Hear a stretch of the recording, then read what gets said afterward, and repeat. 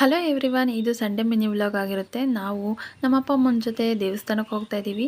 ಯಾವ ದೇವಸ್ಥಾನ ಅಂದರೆ ಶ್ರೀ ರಂಗನಾಥ ಸ್ವಾಮಿ ದೇವಸ್ಥಾನ. ಸೊ ಈ ದೇವಸ್ಥಾನದಲ್ಲೇ ನಮ್ಮ ಅಪ್ಪ ಅಮ್ಮನ ಮದುವೆ ಆಗಿದ್ದು, ಹಾಗಾಗಿ ನಾವು ಮದುವೆ ಆದಮೇಲೆ ಒಂದ್ಸಲಿಗೂ ಇಲ್ಲಿ ಹೋಗೇ ಇರಲಿಲ್ಲ. ಹಾಗಾಗಿ ಹೋಗಿ ಪೂಜೆ ಮಾಡಿಸ್ಕೊಂಬರೋಣ ಅಂತ ಹೇಳಿ ಹೊರಟಿದ್ವಿ.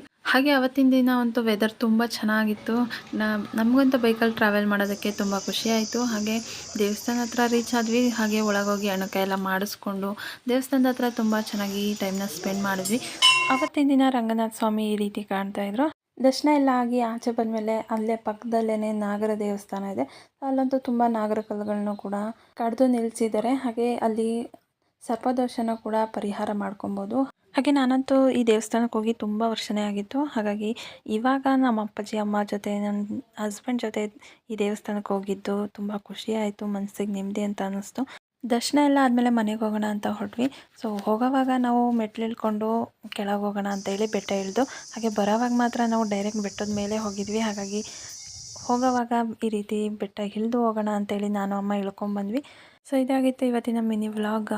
ಪೂರ್ತಿ ವಿಡಿಯೋನ ಆಲ್ರೆಡಿ ಯೂಟ್ಯೂಬ್ ಲಾಂಗ್ ವಿಡಿಯೋದಲ್ಲಿ ಅಪ್ಲೋಡ್ ಮಾಡಿದ್ದೀನಿ, ಒಂದ್ಸಲ ಚೆಕ್ ಮಾಡಿ.